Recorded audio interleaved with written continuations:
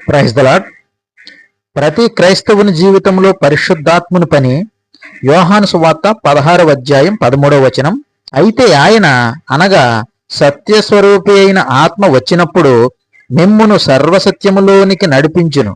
ఆయన తనంతట తానే ఏమియో బోధింపక వేటిని వినినో వాటిని బోధించి సంభవింపబోవు సంగతులను మీకు తెలియజేయును. ఒక వ్యక్తిని క్రీస్తును నమ్మేటట్లు నడిపించి అతనిలో లేదా ఆమెలో రక్షణ కార్యం ఆరంభించడంలో పరిశుద్ధాత్మ క్రియ మొదలై అతని జీవితమంతటిలో లేదా ఆమె జీవితమంతటిలో ఆ క్రైస్తవ విశ్వాసి క్రమేణా క్రీస్తు వలె మారేటట్లు సహాయపడే పవిత్రీకరణ కార్యం ద్వారా కొనసాగుతుంది. ఆయన విశ్వాసులలో నివసిస్తూ వారిని బలోపేతం చేస్తూ వారి తరపున విజ్ఞాపన చేస్తూ దేవుని రాజ్య సేవ కోసం వారిని ప్రత్యేక వరాలతో సన్నద్ధం చేస్తాడు.